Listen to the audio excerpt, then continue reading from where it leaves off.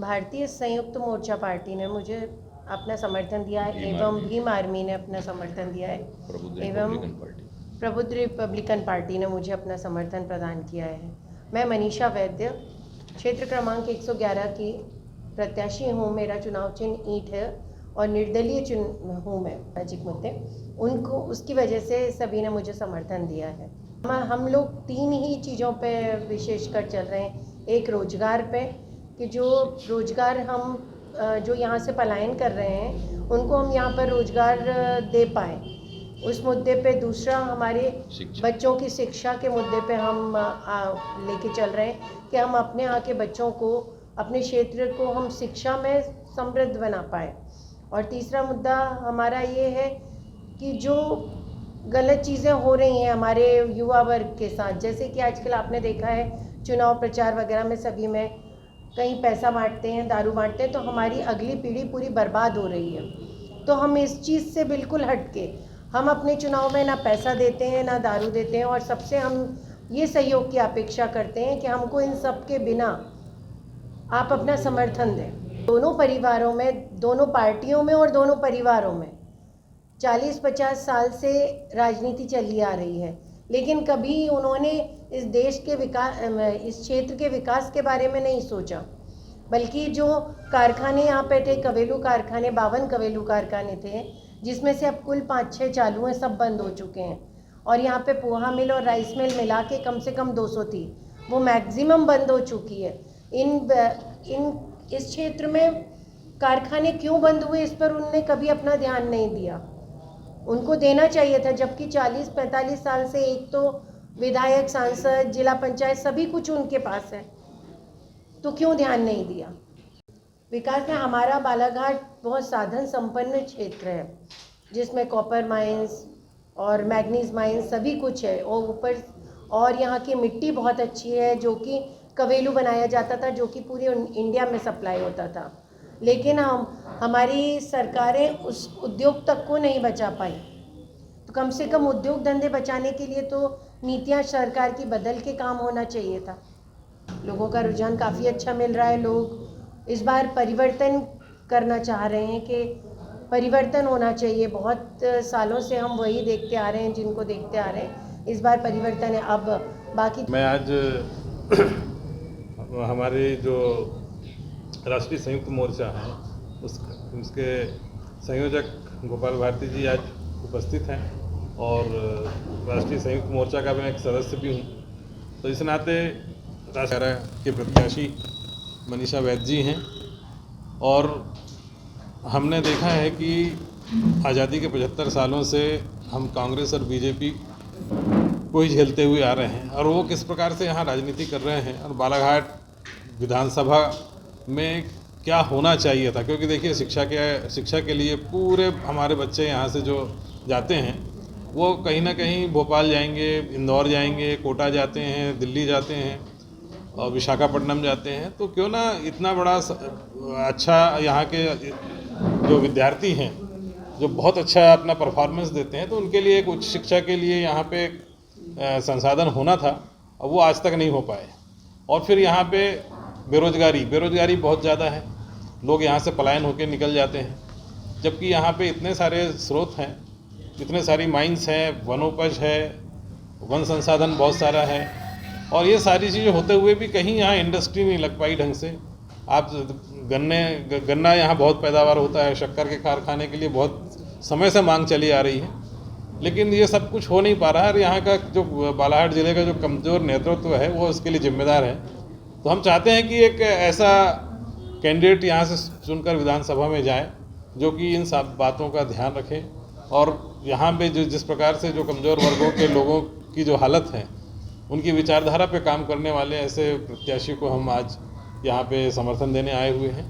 और हम आज उसी उद्देश्य से यहाँ पे उपस्थित हुए हैं, ताकि इस देश में जिस प्रकार से जो माहौल चल रहा है और कमज़ोर वर्गों के साथ में जो शोषण अत्याचार हो रहा है, पलायन की जो स्थिति है वो हमेशा ये मुद्दा रहा है और हमेशा से इस बात को बहुत उठाया गया है, लेकिन कभी भी वहाँ का जो नेतृत्व है उसने भी ध्यान नहीं दिया और ज़िले का नेतृत्व है उनने भी ध्यान कभी नहीं दिया। यहाँ के सांसद महोदय भी रहे, इतने सारे रहे सांसद महोदय, लेकिन कभी उनने ऐसे संसदीय क्षेत्र के लिए ऐसे काम नहीं किया कि यहाँ का पलायन कुछ केंद्रीय योजनाएं ऐसी लेके आते ताकि यहाँ का पलायन रुक पाता। क्योंकि देखिए संसाधन मैंने आपको बताया कि मैंगनीज है, कॉपर है, कितना बड़ा बड़ा यहाँ पे मैंने एशिया की प्रसिद्ध खदानें होने के बावजूद भी यहाँ आज तक न तो कोई प्रोसेस प्लांट लगा न ही कोई मेल्टिंग प्लांट लगा। अगर ये इतने बड़े बड़े जो उद्योग हैं यहाँ स्थापित हो जाते तो आज ये जो पलायन की जो बात कह रहे हैं वो ये नहीं हो पाता। क्योंकि एक तो फॉरेस्ट भी है, फॉरेस्ट के साथ साथ में नेशनल पार्क है, नेशनल पार्क के कारण भी जो विस्थापन हो रहे हैं, विस्थापन होकर वो कहाँ जा रहे हैं उसकी कोई मॉनिटरिंग नहीं हो रही है। जितने भी विस्थापित गाँव हुए उनकी हालत बहुत ख़राब है। तो ये सारी स्थिति को देखते हुए मैं मानता हूँ कि यहाँ पे जितनी भी राजनीति अभी तक हुई है, जो बीजेपी और कांग्रेस की रही है, उनसे अब विश्वास उड़ गया है जनता का और वो परिवर्तन चाहती है और अच्छे जो कैंडिडेट हैं ये चुन के विधानसभा लोकसभा में जाए, ऐसी मानसिकता धीरे धीरे लोगों की बन रही है। और इसी मानसिकता के साथ हम लोग 6 विधानसभा में ऐसे लोगों को दे रहे हैं। हम किसी पार्टी को समर्थन नहीं दे रहे हैं, लेकिन हाँ व्यक्ति विशेष पे हम लोग प्रत्याशी चुनकर उनको हम लोग समर्थन दे रहे हैं।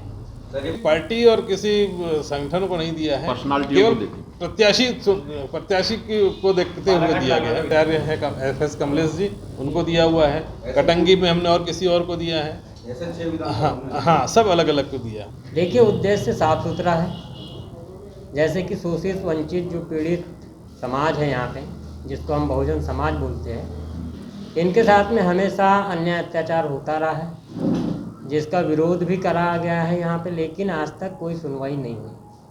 इन्हीं सारी चीज़ों को देखते हुए इस बार हमने ये फैसला किया कि ऐसा हमारा प्रत्याशी हो जो शोषित वंचित जो पीड़ित लोग हैं, जो बहुजन समाज में आते हैं, इन लोगों के हक अधिकारों को सुरक्षित रखने का काम करें और इनकी लड़ाई लड़ने के लिए हमेशा संघर्ष करें और सामने आएँ। मुझे पूरा भरोसा है, क्योंकि जब मनीषा वैद्य जी से हमारी बातचीत हुई तो उन्होंने ये आश्वासन दिया कि अपने जितने बहुजन समाज के जो भी मुद्दे हैं, चाहे वो शिक्षा का मुद्दा हो, चाहे रोजगार का हो, चाहे वो भ्रष्टाचार का हो, अगर जहाँ कहीं भी ऐसी अगर ये आती है बात तो मैं हमेशा आपके साथ में खड़ी रहूँगी और भ्रष्टाचार को रोकने के लिए जितना भी संघर्ष करना पड़ेगा वो मैं करूँगी। इसी आश्वासन के साथ में हमने भी उनको अपने संगठन का समर्थन दिया है ताकि बालाघाट क्षेत्र का विकास हो सके, बेहतर शिक्षा आ सके और जो यहाँ से रोजगार नहीं होने के वजह से जो बहुजन समाज के लोग पलायन कर रहे हैं, बाहर जा रहे हैं रोजी रोटी के लिए, तो उनको यहाँ रोजगार मुहैया कराने का काम करेंगे। मेरा नाम गोपाल ऋषिकर भारती, राष्ट्रीय संयुक्त मोर्चा भारत का मैं राष्ट्रीय संयोजक हूँ और हमारे साथ में भीम आर्मी और गुणवाना आदिवासी समाज और प्रबुद्ध रिपब्लिकन पार्टी का हमने समर्थन किया है यहाँ के प्रत्याशी श्रीमती मनीषा नानू वैद्य जी को। और ये एक जुझारू और मजदूर किसानों के पक्ष में हमेशा अपने जीवन को मतलब निर्दलीय के रूप में लड़ती रही, लेकिन इस बार जो है हमने अपना समर्थन देके यहाँ की जो बालाघाट की जो विधानसभा है उसमें एक रोमांचक हमने स्थिति पैदा की है। और हमारे जो मुद्दे हैं उसमें हमने पहले से कहा कि बालाघाट का जो है समग्र विकास नहीं हो पा रहा है और यहाँ के जो बेरोजगार हैं, मजदूर हैं, उनको एक न्याय संगत व्यवस्था दिलाने के लिए इनका खड़े होकर जीतना ज़रूरी है। इसलिए हम लोगों ने संयुक्त रूप से जो है इनको समर्थन देकर यहाँ पे खड़े किए हैं। हमने और भी कई मुद्दे हमने इसमें उठाए हैं कि जो राष्ट्रवाद के नाम पे, धर्म के नाम से जो ताकतें इस देश के समाज को बिगाड़ना चाहती है, बंटवारा करना चाहती हैं, ऐसी भारतीय जनता पार्टी जो है इस देश के अंदर सत्ता में आने के बाद में इस देश का जो है आपने देखा होगा कई प्रकार के संकट हमारे सामने खड़े किए गए हैं। उसमें लॉकडाउन है, कोरोना है, या तमाम जो नोटबंदी और ये जो चीज़ें हुई है इससे हताहत लोग हुए हैं। देश की एकता और अखंडता पे खतरा हुआ है। हिंदू मुसलमान के नाम से जो लड़ाई झगड़े करवाए जा रहे हैं उसके ऊपर हमारा देश जो है खतरे में खड़ा हुआ है।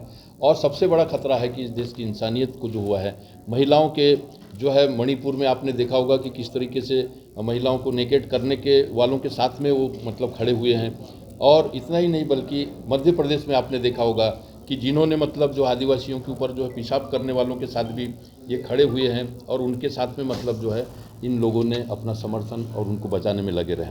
तो ऐसी ताकतें, ठीक है कोई अन्य अत्याचार होता है, दुख तकलीफ होती है, लेकिन कोई अत्याचारियों के साथ खड़ा नहीं होता। आपने ये देखा होगा कि दुनिया की सबसे बड़ी जो रेसलर रही है उनके साथ में ये लोग जो है वहाँ पे खड़े हुए हैं, उनके खिलाफ मतलब खड़े हुए हैं। तो ये इसलिए हम लोगों ने सारे देश में भाजपा हटाओ भारत बचाओ अभियान में हम निकले हैं। उस दिशा में हमने इनको जो है यहाँ पे सहयोग किया है, समर्थन किया है। और हमारे मुद्दे अंततः ये है कि आम आदमी को उनको बुनियादी सुविधाओं से जोड़ा जाए, उनको रोजगार की गारंटी और उनको जो है बुनियादी सुविधाओं के अधिकार मिलना चाहिए। इस दिशा में हमने जो है संयुक्त रूप से जो है सारे संगठनों को मिलाकर जो है सामाजिक शक्तियां हमारे साथ में आ रही। पार्टियों का तो 2 पार्टी को लोग जानते हैं इधर की यही जीतेगा, कांग्रेस हो चाहे भाजपा हो, एनडीए और इंडिया वाला जो बना गया है, हमने उसमें बीच की जो ताकत है हम लोग तीसरी ताकत और असली ताकत हम यहाँ पे खड़ी करना चाहते हैं। राष्ट्रीय संयुक्त मोर्चा भारत इज द सेंस, हमारा मूलतः जो विचार है वो संवैधानिक विचार कि ये देश जो है किसी जाति विशेष के राजा महाराजाओं के इशारे पे नहीं चलेगा, ये भारत के कानून के तहत चलेगा और भारत का संविधान ही आज हमारा सबसे बड़ा भगवान है। इस आधार पे हम लोगों ने महापुरुषों के आदर्शों को, जिन महापुरुषों ने हमारी इस आज़ादी के लिए अपने बलिदान दिए हैं, आज उनकी आज़ादी कहीं पर भी दिखाई नहीं पड़ती है। चंद लोग जो है अडानी अंबानी जैसे जो लोग हैं इस देश के अंदर 1-1 मिनट में 1-1 करोड़ रुपया उनके पास आ रहा है, लेकिन 100 करोड़ ऐसे लोग हैं जिनको 100 रुपया रोज भी यहाँ पे नहीं मिल रहा है। तो ये विसंगति जो है हमको किसी भी कीमत पे ख़त्म करना है। इस दिशा में सही प्रत्याशी जब तक कि चुन के नहीं जाते तब तक कि हमारा देश और हमारा प्रदेश जो है उसमें कभी भी विकसित नहीं हो सकता। खबरों में बने रहने के लिए ग्रामीण भारत टीवी को सब्सक्राइब कीजिए और बेल आइकॉन दबाना ना भूलें।